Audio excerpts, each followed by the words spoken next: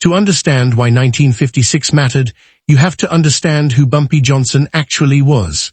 Not the mythology, not the legend that would later be refracted through films and television, but the actual man in his actual world. Ellsworth Raymond Johnson was born on October 31, 1905, in Charleston, South Carolina. His family moved him to New York as a young teenager, and like so many young black men arriving in Harlem during the early decades of the 20th century, he entered a city that was simultaneously the most electrifying place in black America, and a place that offered his kind of man very few sanctioned paths forward. He was not a large man physically. He stood around 5'9", compact and deliberate in his movements. The bump at the back of his skull, the result of a childhood injury, some said a fall, others suggested something more violent, gave him his street name, Bumpy. It stuck because it fit. There was something about him that felt hard in unexpected places. He came up through the numbers racket, the illegal lottery system that was the financial backbone of Harlem's underground economy. In the 1920s and 1930s, the numbers were everything. Working-class black residents who had no access to banks, no trust in financial institutions that had historically excluded or exploited them, played the numbers daily. A penny, a nickel, a dime, pick 3 digits, and if they matched the winning combination, you could win 40 or 50 times your bet.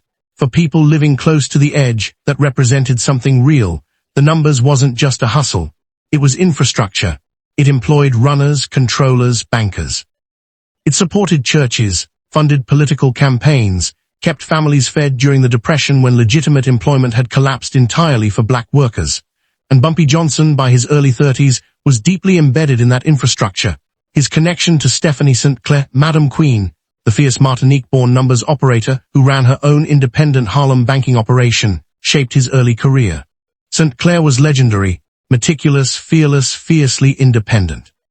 She had gone to war with Dutch Schultz, the white mob boss who had muscled into the Harlem numbers in the early 1930s, and she'd used every weapon available to her, including writing letters directly to the New York City Police Commissioner, calling out corrupt officers on her payroll who had switched allegiances.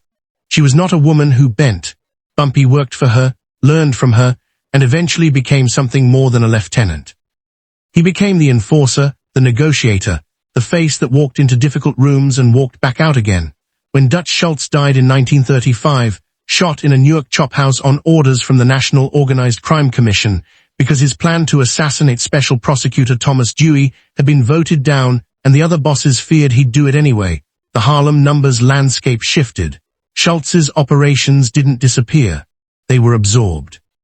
The Italian families, particularly the Luciano organization that would eventually become the Genovese family, moved in and took what Schultz had taken from the black operators years before.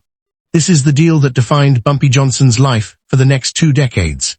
He worked within a system where Italian organized crime held ultimate authority over the Harlem underworld, and black operators like himself existed in a complicated subordinate relationship with those structures.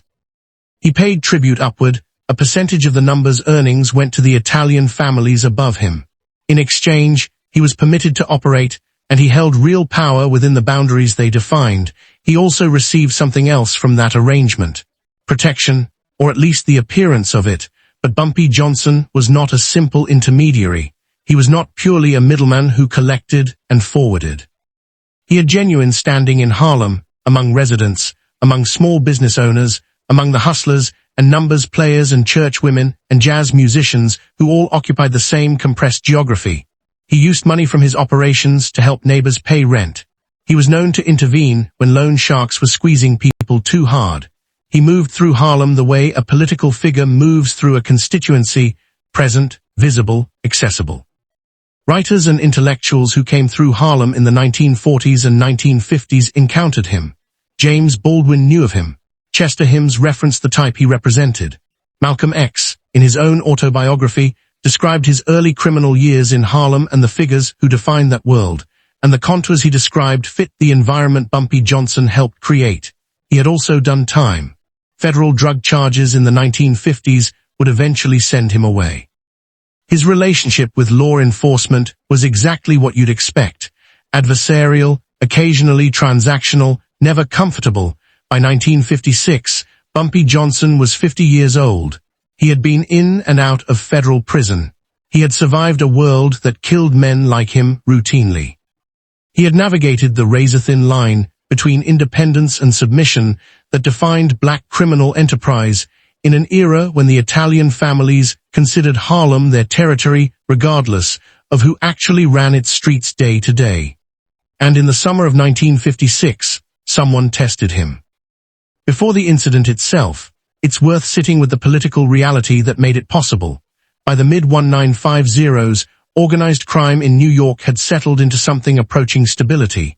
The five families, Genovese, Gambino, Lucchese, Colombo, and Bonanno, had divided the city into spheres of influence through a combination of violence, negotiation, and institutional memory.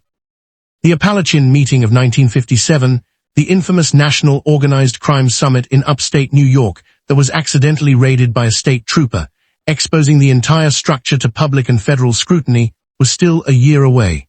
Before that exposure, the mob operated with a degree of confidence that, in retrospect, looks almost reckless. Harlem, in the geography of organized crime, was complicated territory. The Italian families claimed the numbers profits from it. They had runners and collectors working the neighborhood. Their financial interest in the district was real and substantial. Some estimates of the Harlem numbers take in the 1950s ran into the millions of dollars annually. But Harlem was also a black neighborhood, and the men who actually ran its street-level operations were black. The relationship between the Italian bosses and men like Bumpy Johnson was transactional, tribute flowed upward, and a degree of operational autonomy flowed downward. It worked as long as both sides maintained their respective lanes. What could disrupt it was exactly what happened in 1956. Vito Genovese, the boss of what is today known as the Genovese family, was in the process of consolidating his power during this period. He had spent years in Italy after the Second World War, had returned to New York, and was in the midst of a power struggle that would eventually see him arrange the murder of Frank Costello's underboss and push toward dominance of not just his own family, but organized crime in New York more broadly. He was aggressive, calculating, and not particularly interested in subtlety. Some of the men operating under Genovese family authority in 1956 made a decision that overstepped. They grabbed a man connected to Bumpy Johnson. The specific details of who was taken and why vary somewhat across historical accounts and street-level oral history. What is consistent across multiple sources is the core fact.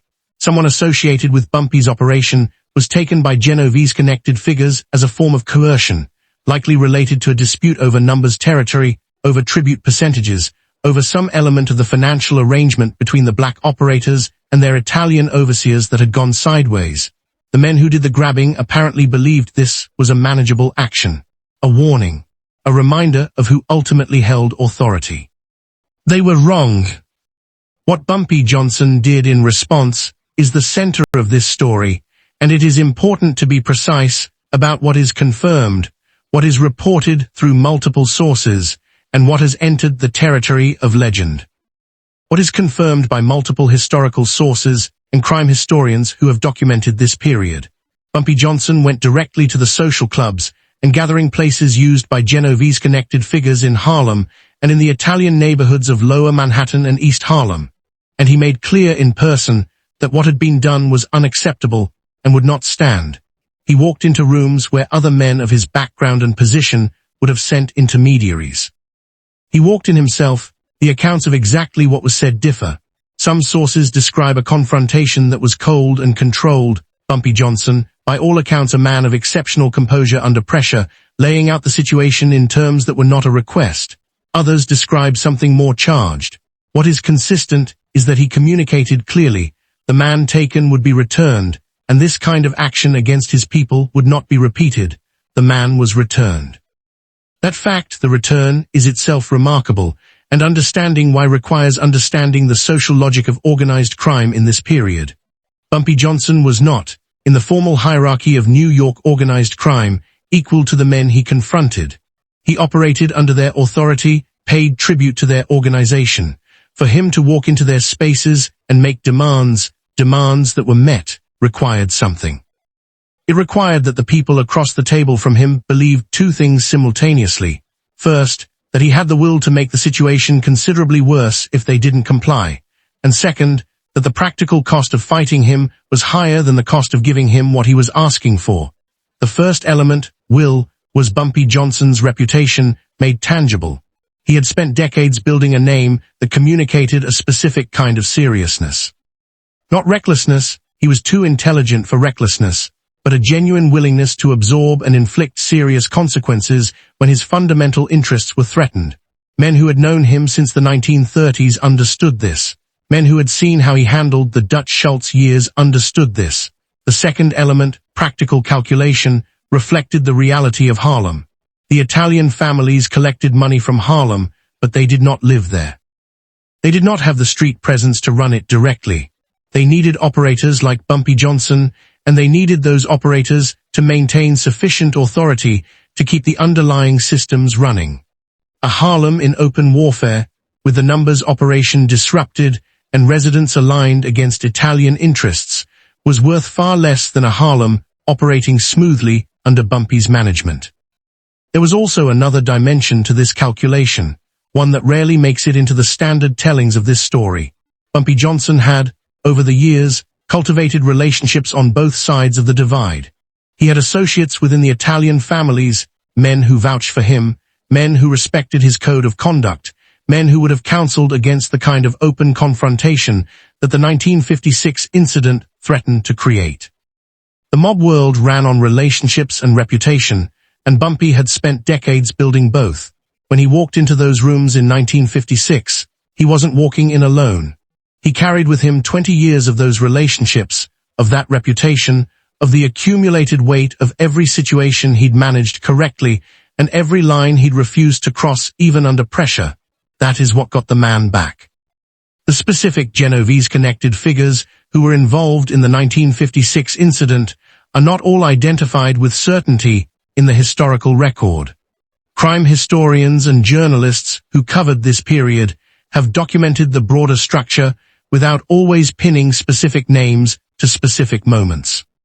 What is known is the general landscape of Genovese family operations in Harlem during the 1950s, and the figures who would have been in a position to authorize or respond to the kind of action taken against Bumpy's associate. Vito Genovese himself was operating in New York during this period, though he would be arrested on narcotics charges in 1959 and sentenced to 15 years in federal prison, effectively ending his active leadership of the family. The men directly managing Harlem operations in 1956 were mid-level figures, capos and their associates, who had day-to-day responsibility for the numbers take and the enforcement actions that supported it. Street-level accounts, collected by journalists and oral historians over the subsequent decades, suggest that the men involved in the original grabbing were not acting on direct orders from the top of the family. This is important context. In organized crime, mid-level figures sometimes take actions their superiors would have advised against, either because they misjudged the situation, because they were trying to demonstrate initiative, or because they genuinely didn't appreciate the weight of the response they were inviting. The men who grabbed Bumpy Johnson's associate may have simply believed that the normal logic applied. Apply pressure to a subordinate, make your point, move on. They did not sufficiently account for what made Bumpy Johnson different from a standard subordinate. When Bumpy came for them directly, not through intermediaries, not through veiled threats, but in person and in rooms, it created a situation that their superiors had to evaluate on its merits. And on its merits, giving him what he wanted was the right call. There is a version of this story, circulated widely in Harlem oral history, that suggests Bumpy's confrontation involved explicit threats of broader disruption, that he communicated a willingness to destabilize the numbers operations entirely, to make the entire Harlem enterprise ungovernable if his demand wasn't met. This is consistent with the strategic logic of his position, but it should be identified for what it is: oral history, not documented record. What is documented through crime journalism of the period, through later historical accounts, through the recollections of people who knew Bumpy Johnson and were present in Harlem during these years, is the outcome. The man came back. The situation was resolved on Bumpy's terms, and for the remainder of his years on the street, the particular kind of overreach that had sparked the crisis did not recur. It's worth stopping here to look at Bumpy Johnson more completely, because the incident of 1956 makes no sense without understanding the whole person. He read. Not for show, not as affectation, he genuinely read, widely and seriously. Accounts of his jail time describe him consuming books voraciously. He was reported to be interested in philosophy, in history, in the literature that was coming out of the Harlem Renaissance and its aftermath. Men who spent time with him outside of business contexts described conversations that ranged well beyond the street. His wife, Mame Hatcher Johnson, was a woman of considerable education and social standing who moved in circles that included black civic leaders, educators, and cultural figures. Their relationship lasted decades and survived his imprisonments and the constant danger of his professional life. Mame Johnson would later write a memoir, Harlem Godfather, that provides one of the most sustained and intimate portraits of who Bumpy Johnson actually was as opposed to who the legend made him. Her account describes a man of genuine contradictions, capable of serious violence and serious tenderness, moving between the world of organized crime and the world of Harlem's legitimate community, with a fluidity that confused people who needed him to be simply one thing or the other. He kept a cat. He was known to bring soup to sick neighbors. He played chess. He was precise in his speech and careful in his dress. He also ordered violence when he believed it necessary.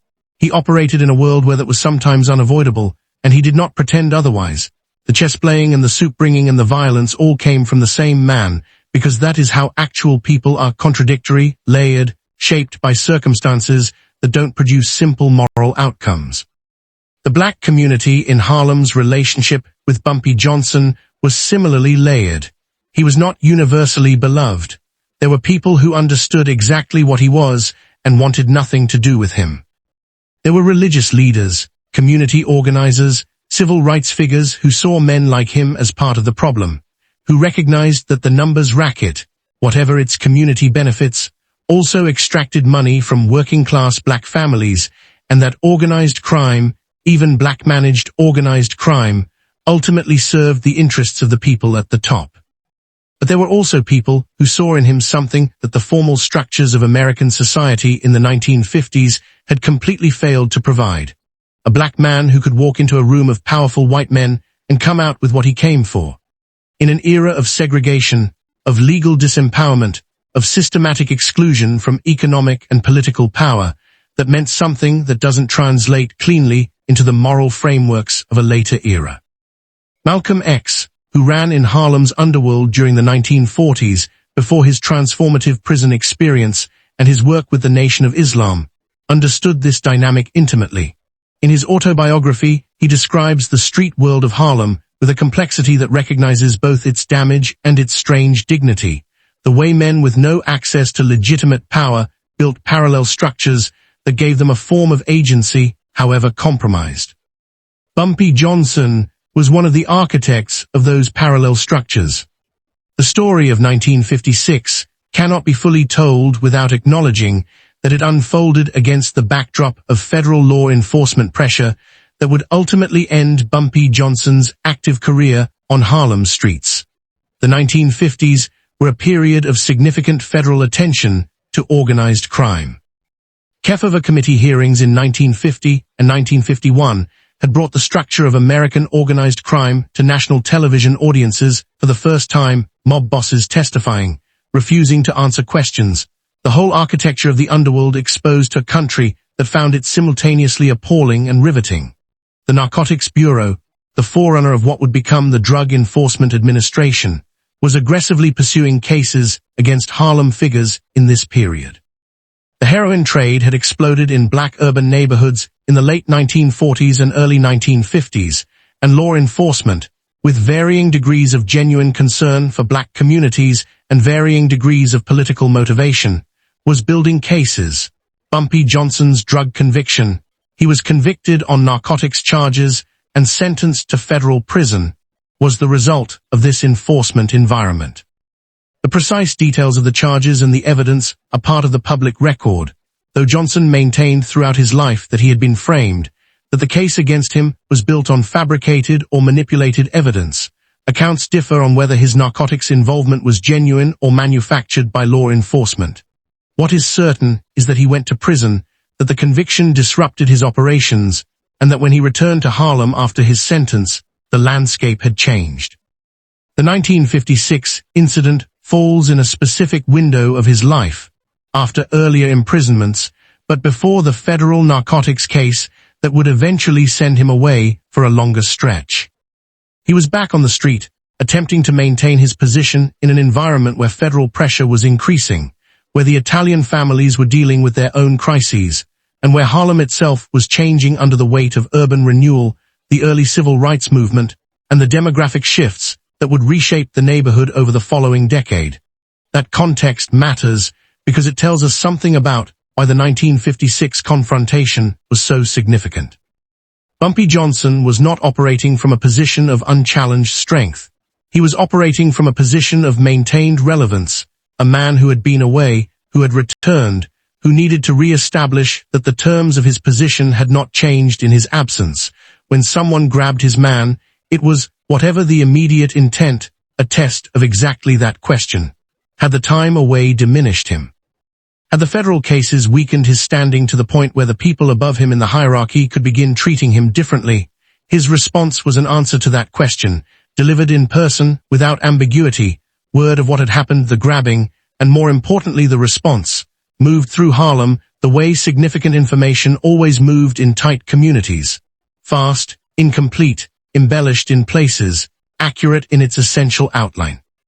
The street reaction, documented through oral history and the accounts of journalists who covered Harlem during this period, was something close to pride. Not uncomplicated pride. Harlem was not a monolithic community with a single emotional response to anything, but pride of a specific kind, rooted in the persistent experience of black men being unable to assert themselves in confrontations with white authority, legitimate or otherwise. Here was a black man who had walked into a situation that should have required submission, or at minimum, careful diplomacy and significant concession, and had walked out with what he demanded. In 1956, in America, that was not a small thing. Civil rights workers would have offered a different analysis. Men and women who were at that moment sitting in at lunch counters in the South, being beaten by police in Alabama and Mississippi, working through legal channels and nonviolent direct action to challenge the structures of segregation. They were winning real victories through methods that required extraordinary moral courage and the systematic rejection of violence as a political tool. The world Bumpy Johnson inhabited was not their world, and the kind of power he exercised was not the kind of power they were building toward. Both things were happening simultaneously in the 1950s. The civil rights movement was transforming the political and legal landscape of Black America, and in the margins and shadows of that transformation, men like Bumpy Johnson were maintaining parallel structures that operated by entirely different rules. The tension between those two worlds was a source of genuine anguish for many people in Harlem who existed in both. You could attend a church where the minister preached nonviolence and the dignity of the law on Sunday morning, and play the numbers with a runner who worked for Bumpy Johnson on Monday afternoon, and not experience those two things as a contradiction because they were addressed to entirely different needs. That complexity is part of what makes 1956 and its specific incident worth examining carefully. It's a window into the full texture of black urban life in mid-century America, in all its contradictions and adaptations and improvisations. The New York Police Department in 1956 had a complicated relationship with Harlem's organized crime structure that is worth addressing directly, because it is part of the historical record, and because pretending otherwise would misrepresent what actually happened. Corruption within the NYPD, particularly in its operations in black neighborhoods, was systematic during this period. The Knapp Commission of the early 1970s would eventually document in detail the extent to which police officers at every level were taking money from the numbers operations, from the drug trade, from the entire ecosystem of Harlem's underground economy. What the Knapp Commission documented in the 1970s had been developing for decades. This meant that in 1956, when Bumpy Johnson moved to address the situation of his grabbed associate, he was operating in an environment where law enforcement was not a neutral party. Some police officers were on his payroll, directly or indirectly. Others were actively hostile to him and working to build the federal case that would eventually send him back to prison. Some were doing both, taking money with one hand and building cases with the other. The incident of 1956, whatever its precise details, does not appear to have resulted in any police investigation or arrest. This is consistent with the general pattern. Internal organized crime disputes in Harlem during this period were largely invisible to the formal justice system, either because the relevant police personnel had been compromised or because the parties to the dispute had enough of an interest in keeping things quiet that no complaint was ever filed. The Federal Bureau of Investigation had an extensive file on Bumpy Johnson. Hoover's FBI was deeply interested in organized crime, though the Bureau's engagement with black criminal enterprise was itself complicated by the racism that shaped its institutional culture and priorities. The FBI files on Johnson, portions of which have been obtained through Freedom of Information requests over the years, document his activities and associations during this period with a kind of detail that reflects sustained surveillance. What those files reveal about 1956 specifically is limited. The incident was not a prosecution target. It was background context in a larger picture of Johnson's operations and associations. Bumpy Johnson died on July 7, 1968, in the Wells restaurant on 132nd Street in Harlem, a neighborhood restaurant where he had eaten regularly for years. He died of heart failure at 62 years old at a table where he was having dinner with friends. By all accounts, the death was sudden, with no prior acute warning. He had been released from his final federal prison sentence 2 years earlier. The Harlem he returned to in 1963 was already a different place than the one he had navigated in 1956.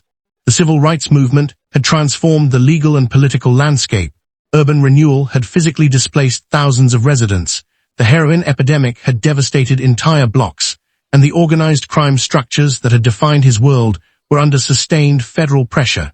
He tried to maintain relevance in a world that had changed around him. The evidence suggests he largely failed, not through any dramatic defeat, but through the simple process by which the conditions that make a particular kind of person powerful stop existing.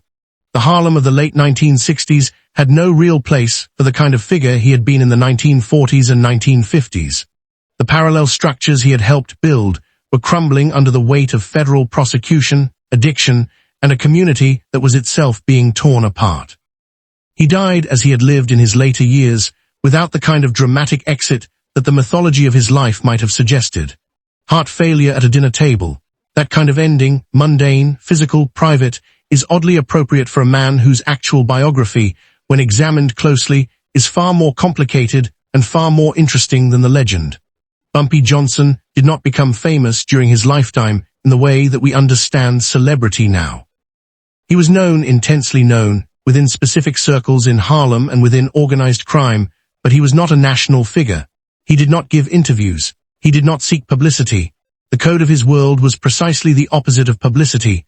The process by which he became a cultural figure was gradual and posthumous. The 1997 film American Gangster was not about Bumpy Johnson, but featured him as a character, portrayed by Clarence Williams III.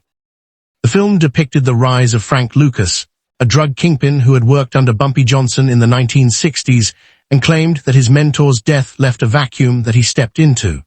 Lucas's claims about his own relationship with Johnson and about the scope of his own operations have been disputed, sometimes extensively, but the film brought Bumpy Johnson's name to a mainstream audience that had not previously encountered it.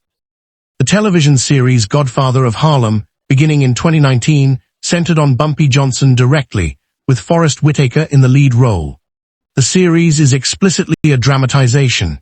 It blends historical figures and events with invented material, and viewers should understand that its portrayal of specific conversations, relationships, and incidents is creative interpretation rather than historical documentation. Both of those representations have contributed to the popular image of Bumpy Johnson, which is part of why it's valuable to return to the documented history and ask what actually happened. The incident of 1956 is in many ways a perfect illustration of the gap between legend and reality. In the legend, it's a set piece, Bumpy walking into the mob's headquarters, making demands, getting results, the Harlem King asserting himself against the white mob. Clean, dramatic, satisfying. The reality is both more complicated and more interesting. It's a story about the precise calculations of power in a world where race and organized crime and community and corruption were all operating simultaneously, where a man with no formal authority had genuine power rooted in relationships and reputation built over decades, where the resolution of a confrontation was less about dramatic showdown than about the strategic assessment of costs and consequences. That reality is harder to dramatize, but it's the truth. Bumpy Johnson's life sits at a junction that American history has often struggled to examine clearly. He was a product of a system that offered black men in the early 20th century a defined set of paths: labor, service, religion, or the underground. He chose the underground, built a career within it of uncommon durability and intelligence, and in doing so became a figure of real significance in the community he came from, for reasons that are neither simply heroic nor simply damning. The 1956 incident, when examined carefully, reveals something essential about how power actually works in the margins of a society. Bumpy Johnson had no legal authority, no formal standing, no institutional protection. What he had was a reputation built over 30 years of consistent behavior, the kind of reputation that, in the specific world he inhabited, functioned as currency. When he spent it in 1956, it was worth something. There's a question that lingers at the edge of this story, as it lingers at the edge of so many stories about figures like Bumpy Johnson.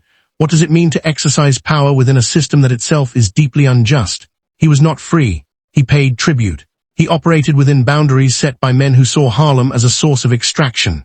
Whatever power he held was, at its foundation, power that existed only insofar as the structure above him permitted it to exist. And yet, the man who was grabbed came back. In 1956, in New York, in a world where a black man asserting himself against white organized crime structures carried real risks, that outcome was not nothing. Mame Johnson, writing decades after her husband's death, described him as a man who was a product of his times, who had made choices within constraints that she understood even when she didn't always agree with them. She did not defend everything he did. But she understood the environment that had produced him, and she believed that understanding was necessary for any honest assessment of who he was. He died at a dinner table at 62. He is buried in Woodlawn Cemetery in the Bronx, which is also the final resting place of Duke Ellington, Miles Davis, and other giants of black American culture. Whether that company is appropriate is a question each person has to answer for themselves. What cannot be disputed is that Ellsworth Raymond Johnson lived in his world on his own terms, to a degree that very few people, in any world, in any era, actually manage. In the summer of 1956, someone tested that. They grabbed